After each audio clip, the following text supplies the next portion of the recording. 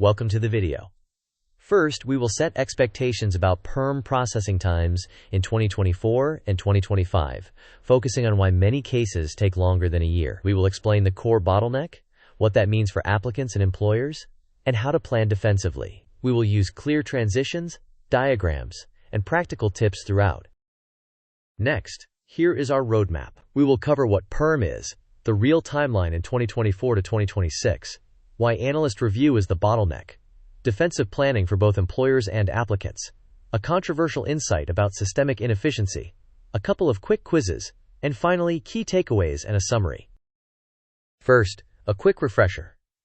PRM is the labor certification step validating that hiring a foreign worker will not displace a qualified U.S. worker. It typically precedes the I-140 immigrant petition and, depending on priority dates, the adjustment of status. The process includes prevailing wage determination, recruitment, filing the ETA 9089, and then the critical analyst review, possibly followed by an audit and a final decision. Now, let's talk timeline reality. Although official government targets suggest faster turnarounds, recent cases show that many applicants are waiting 16 months or more for final approval. Applications filed in mid to late 2024 are especially impacted, with severe uncertainty around completion dates. Submissions during periods of federal funding volatility, such as August 2024, tend to face even longer delays. Historically, early year filings may not be resolved until mid to late the following year. Next, the main bottleneck is the analyst review stage. This is driven by chronic understaffing and budget constraints at the Department of Labor, making this stage the structural choke point. It is not simply a slow queue, it reflects a persistent resource problem. Direct inquiries usually do not accelerate processing, so patience is necessary. Applications submitted during known backlog windows, including August 2024, often remain in the analyst review stage for many months. Meanwhile, this sequence diagram illustrates how employers initiate recruitment, file the ETA 9089, and then the Department of Labor undertakes analyst review. There may be an optional audit resulting in requests for additional documentation. A loop highlights that months can pass while the employer and applicant wait and periodically check status, but the Department of Labor continues its review without acceleration. The process culminates in approval or denial, after which the employer communicates the outcome and coordinates subsequent steps like the I-140. Moving on, let's focus on defensive planning. File as early as possible and assume 16 to 20 months for PERM alone. Backward plan I-140 filings and any needed status extensions or changes well ahead of deadlines. Maintain thorough recruitment and documentation to reduce audit risk. Build contingencies for role or location changes, internal transfers, and overall timing cushions. Track funding cycles and historic backlog patterns when forecasting. Finally, maintain a clear communication cadence with counsel and HAR so that expectations remain aligned. Furthermore, here is a concise employer checklist.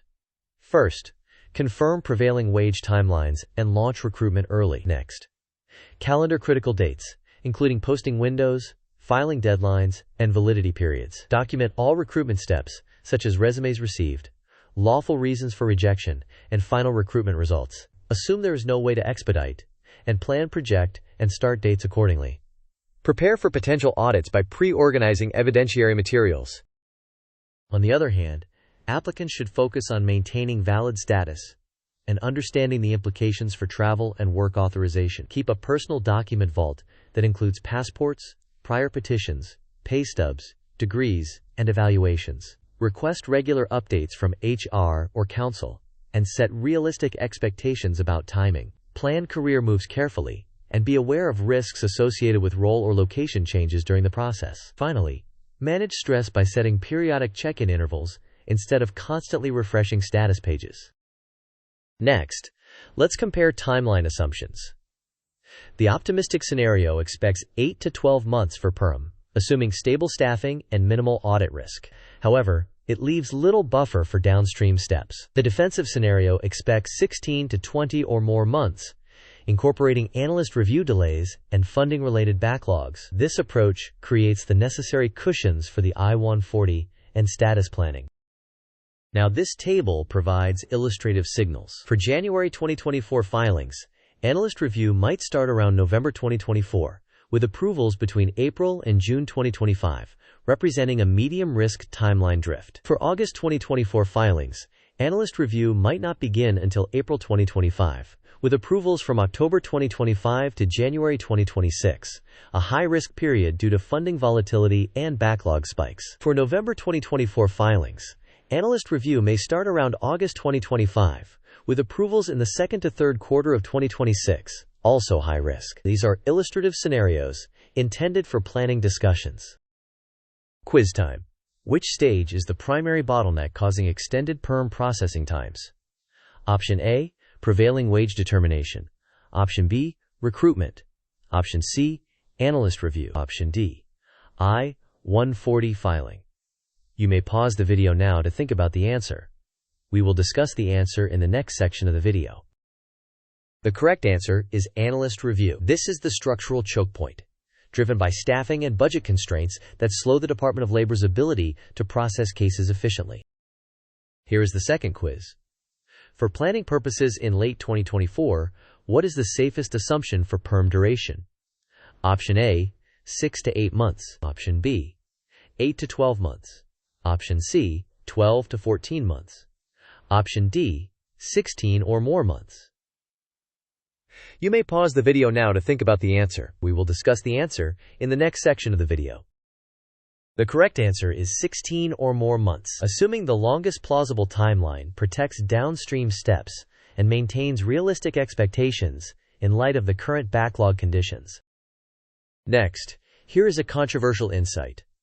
The process currently resembles a high-stakes lottery, imposing a silent tax on U.S. competitiveness. Delays sideline critical talent and projects, while resource constraints appear to outweigh economic needs. This environment creates significant career uncertainty for foreign professionals and strategic delays for businesses relying on specialized labor. Now, the key takeaways. File early and plan for 16 to 20 or more months. Expect analyst review to dominate the wait. Maintain rigorous recruitment documentation. Build buffers and contingency plans. Align internal stakeholders, including HAR, managers, and counsel, around realistic timelines and communication practices. In summary, PERM is essential but presently slow. Filings from mid to late 2024 face extended uncertainty. The structural bottleneck is the analyst review stage, and direct inquiries tend not to accelerate cases. Defensive planning, assuming at least 16 months, helps protect downstream steps. Throughout, maintain strong communication, documentation discipline, and attention to mental health during the wait. Finally, a brief disclaimer. This video is for informational purposes only and does not constitute legal advice.